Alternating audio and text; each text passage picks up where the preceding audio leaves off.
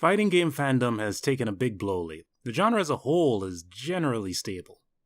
Indie fighting games are still being developed, and games from bigger publishers like Arc Systems Works, Bandai Namco, and Capcom are still getting fleshed out with even more DLC, although there are understandable delays all around. Plus, next-gen consoles are coming up fast over the horizon, and in their wake, they're dragging along the promise of new installments in long-standing series, as well as an almost complete, definitive sequel in Guilty Gear Strive. The competitive circuit, on the other hand, has been forced to adapt to the world's new normal. A lot of the tourneys that were meant to be held in hotels, convention centers, and other venues are forced to either move online or cancel their events.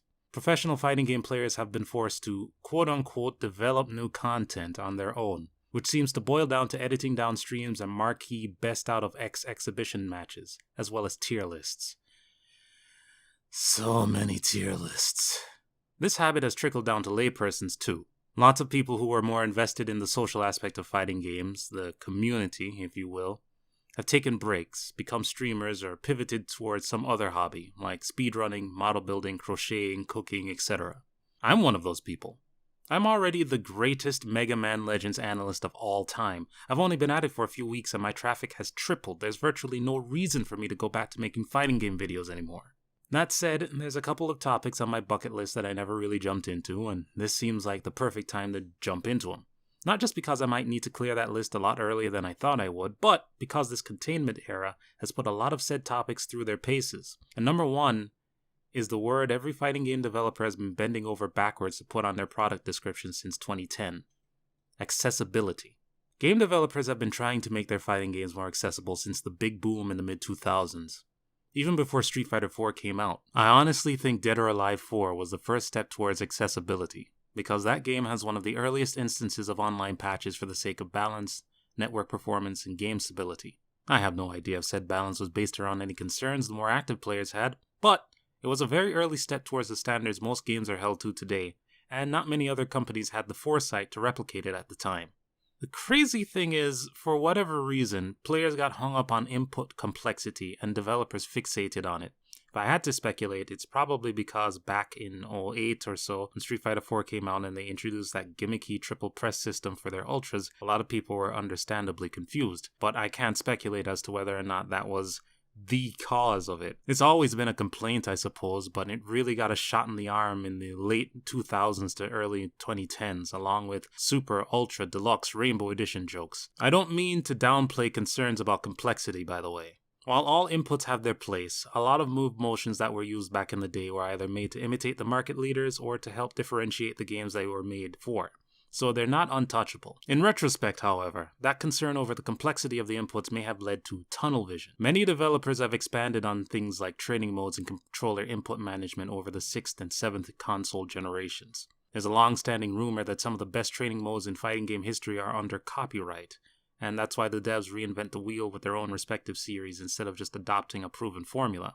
But on average, they usually do a good job. Grid stages have been a standard since 2010, input displays and recording functions are usually available. Only the most bare bones of fighting games don't launch with in-game command lists, and thanks to the always-on standards most consoles bend towards, anything that's needed is usually patched in after release. Devs are a lot more mindful of how they manage inputs too. Combos with links that have a window of 3 frames or less are usually normalized or patched out. Moves that cause irregular interactions or require odd option selects are buffed or nerfed as often as not. Legacy motions like the Raging Storm, Pretzel are quietly retired over time, etc., etc. In addition, things like juggle limits and damage scaling have become stricter over time to disincentivize using long or resource-intensive combos in the first place and set up more of a back and forth in matches.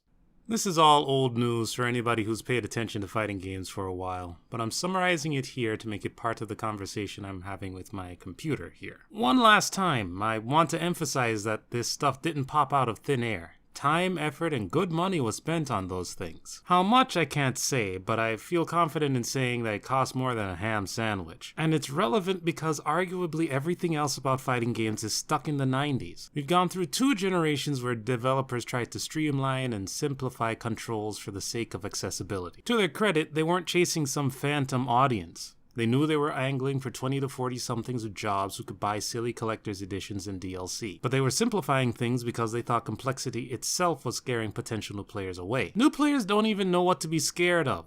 New players struggle to be consistent, to figure out what they're supposed to do, to deal with the game's thresholds for actions per second, and the stuff devs were doing to streamline their games did very little to address the broader issue of learning their games. Meanwhile, other aspects of the traditional tourney format fighting game are often underdeveloped.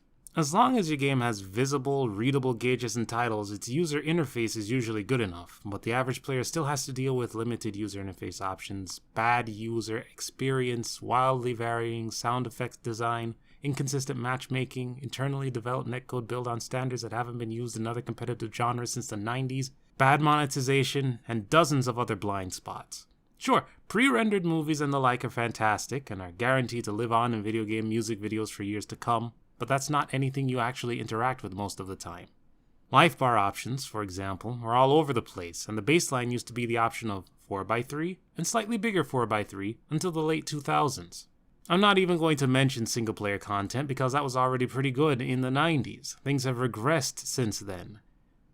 Studios like NetherRealm Studios and Iron Galaxy have done some standout work with recent titles, but generally speaking, lots of developers have taken big steps backwards.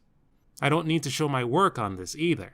Every time you see some stranger pine away for the days of Street Fighter Alpha 3's World Tour mode, Virtua Fighter 4 and 5's arcade modes, Tekken 5's extensive suite of single-player content, entire games like Bushido Blade or Rival Schools, or anything of the sort, that's proof enough. These things have withered on the vine for the sake of the competitive aspect of fighting games, even before the term esports became a punctuation mark for marketing blurbs. And the funny thing is that it's all bolstered or undermined by the networking solution each developer decided to use for the games. The old guard decided that local play was king and treated networking as a secondary concern. Not just netcode, although that's a major concern and has been a major concern for years now, but matchmaking options in general. You'd have to hope that you had the option to filter out bad connections, never mind win streak limits, player strength, or anything else that was a bit more sophisticated. And some games seem to take a sick pleasure in making things as obtuse as possible. Newer studios put more thought into that stuff, and they benefited from it. Take Power Rangers Battle for the Grid, which I just reviewed recently, for example. Netcode is one of its strengths. I know a guy who said the only reason he picked it up was because he knows the netcode's solid on all but the worst connections. And I know this person isn't BSing about how he feels about it.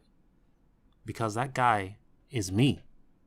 Other games benefited in similar ways, and even if it's not their top selling point, it's a lot easier to keep a community of fans stable if its members can play with each other across hemispheres. Fans have stepped up whenever they can with patches for PC ports or networking solutions cobbled together for consoles, and devs have responded by either letting them do their thing or patching them out as soon as they crop up. And now we're in 2020, the year that acted like an accelerant for the otherwise slow-burning collapse of, well, lots of things. And fighting games were no exception.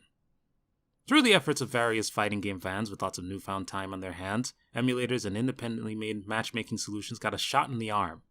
Whether it was improving matchmaking clients that used rollback netcode like 5K2, adding refined delay-based options and user-friendly wrappers to emulators like Null DLC, or just teaching people how to set up better connections with extra programs, old fighting games are now more palatable than a lot of games released within the last decade. When it comes to online play, they're getting more interest because of it too. They might not be setting the world on fire, but they are catching the attention of people who didn't try playing stuff like Capcom vs SNK 2, Hokuto no Ken, Plus R, and other games before this year for various reasons. Maybe they were intimidated by what high-level play looks like, maybe they didn't think it was worth traveling out to play stuff like this, maybe they weren't even born yet. But they're playing these games, engaging with these games, adding numbers to the matchmaking pool. Fighting games need engagement like that because the best way to enjoy them is to play someone at your level, and it's far easier to find a counterpart when there's a wide variety of people to fight. From what I can tell, developers are taking notice of this and responding with what they'd normally do anyway, which I guess is a start. Code Mystics, on SNK's behalf, just recently completed a beta test for rollback netcode in the Steam port of the King of Fighters 2002 Unlimited match. It seems like people are interested, at least the ones who bought the port beforehand, which is a triumph in itself because 2K2UM is a pretty old game. I also think it disproves the idea that inputs scare people away because 2K2UM is one of the stiffest functional fighting games ever made. There might be an issue with keeping people playing it, but that's a separate discussion. Arc Systems Works has also made some efforts to try and change their lobbying systems, for good or ill, or to adopt rollback. either through development like with Guilty Gear Strive that's coming up soon, or by cooperating with community efforts like what was done with Guilty Gear X2 Accent Core Plus R's Steam port recently. Lots of other devs are adding Wi-Fi indicators with interesting results, fiddling with their own in-house solutions, or saying, nah, we're good. I honestly think all of this is long overdue. It's not like I've been sounding the user experience drum for years or anything. I only just put my thoughts together on it a few days ago. But I've always suspected that simplified controls weren't the only thing keeping people away from fighting games, and it's nice to see some hard proof of that, even if I also wish that we could have gotten that proof under better circumstances.